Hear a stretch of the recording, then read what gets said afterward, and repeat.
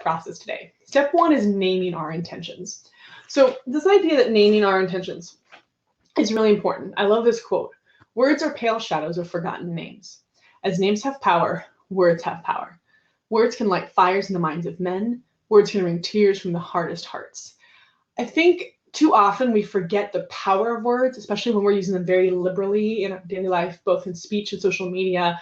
And sometimes it isn't until you sit down to write something that you realize the power of naming it. So really, when we talk about our intentions, we all have good intentions. We all have things we want to do or even things we should do, but we're going to name them. And in the process of naming, we often get to a place where we have a different understanding of what we meant or what we thought we meant when it was in our head. It means something different when we put it down on the page.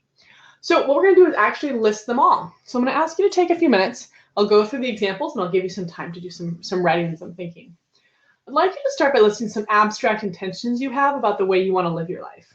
So for example, be more patient is an example. That's a thing I'm constantly working on as a parent, as a teacher. Right? You might also have things like compassionate or thoughtful or speaking up. It could be really anything that's an intention that's more abstract. You don't know quite what it means, but you know it's something you want to live up to. I would also encourage you to think beyond just your personal life or your parenting life. So think about what kind of professional you want to be. What do you want to be in your space, in your workforce, or whatever your vocation is? What do you want to be as a parent? What do you want to be as a person interacts with others? So take a moment and list as many abstract intentions as you can think of, things that you want to be.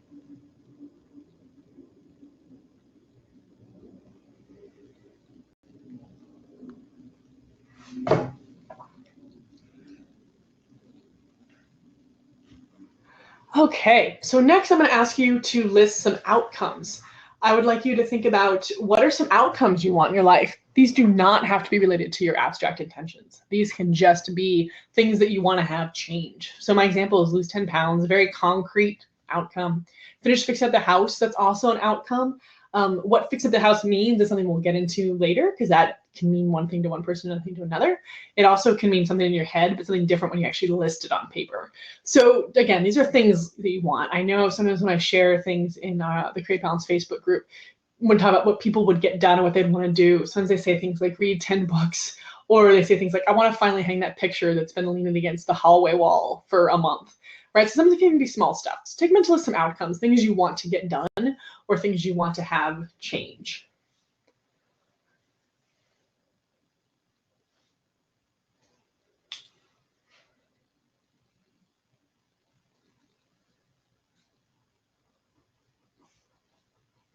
Okay, and then finally, I'm going to ask you to list any additional goals and plans, anything else that you want to work towards or that you care about in your life. And again, the activity here is to list them all. We're not narrowing in yet, so put everything on there. Even if it's something you don't think you'll get to right now, that's fine. Just get it down. So my example is to get Irene, my daughter, to develop stronger coping mechanisms. It's something we're working on because she has a lot of anxiety around some very peculiar things. It's hard to find the rhyme or reason to it. I think she's really just struggling with some anxiety and fear. And so we're working on having her develop some stronger coping mechanisms before she starts kindergarten next year. And that's been a thing that's ongoing in my life as a parent and as a co-parent with my husband. So let's take a moment to go ahead and add any additional goals, plans, anything else you can think of to your list.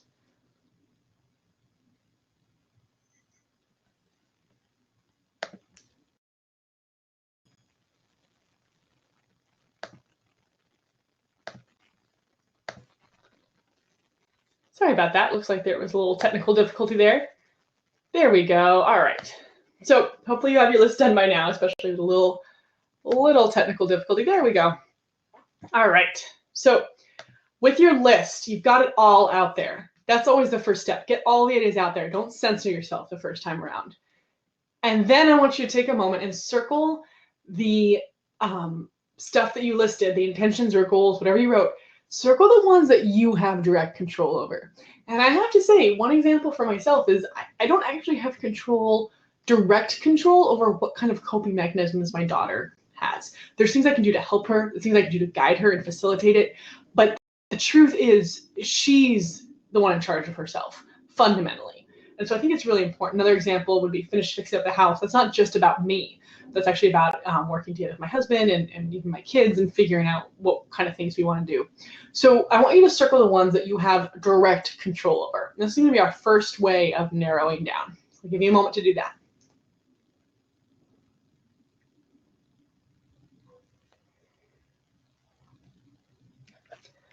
All right, so you've got this great list. You've got this list of your broad intentions and your goals and your outcomes, things that you want to accomplish. Maybe some of them are even your New Year's resolutions. But what's true is that all of these things that you wrote down have some level of abstraction. What I mean by abstraction is they're not always clear and concrete in terms of the path it takes to get you there. So when I say abstract, I mean both abstract in the sense that it's not something you can touch or feel, but also that it's something that even losing 10 pounds feels very concrete. It's a very obvious outcome, but the path you take to get there is not clear just from setting that goal. And too often we set the goals, but we don't think about the path. And that's what this workshop is really about, is guiding you through the path and setting you up on a path to actually do the thing you want to do. So really, when we talk about our intentions or goals or desired outcomes, what I'm calling intentions generally for this workshop, there's where we are now, there's the intention, the goal, the outcome we want, and here are the problems we have in the middle. Sometimes there's no clear path. Sometimes we don't even know how to get from point A to point B. Sometimes there's too many paths. There are too many ways to do it, and we start to try and figure out what the best one is. We spend so much time trying to figure out the best path, we never actually take the first few steps. Or we take a few steps and are just wiped out because we're afraid we picked the wrong one. And lastly, there are paths that don't work for us. Too often we get sold all these things about here's the foolproof way to do this, here's the perfect way to do this. And it's just not like that. There's usually not one way to do things that's perfect. You have to try some stuff out and tweak it. And I'm a big fan of that. And you'll see in this workshop, when I share strategies, I'm going to share 5 strategies and tell you to pick the one that fits you best, because there is no one size fits all. There just isn't. And you have to be ready to make some choices about what makes most sense for you, even if it's not what worked for your friend or somebody else you read about. So that's what it means when I talk about most of our intentions have a little abstraction. The abstraction comes from not being sure what the outcome is, and also not being sure what the path is to get you from where you are now to the intention you want to reach. So let's talk about how do we get concrete. How do we take those broad intentions you wrote and narrow them down and get super concrete about what they are? For this one, I'm going to ask you to do a little thinking and a little writing. You can think about it. You can open up a document. You can do it on the worksheet, whatever you want. But I do want you to jot this down somewhere, write it down somewhere. Think about, pick just one of the intentions that you wrote down, right? So for example, I had being more patient. I had losing 10 pounds. I could pick either one of those. I would like you to pick 1 or 2 intentions that you have control over. And I want you to think about, well, what would it look like or be like to make this intention a reality? What would it look like? What would it sound like? What would it feel like? What would change and what would stay the same? So I want to take just about 2 minutes to think about this. I'm going to play some music just so it's not totally silent, and think about and write down what it would look like to have your intention actually become a reality.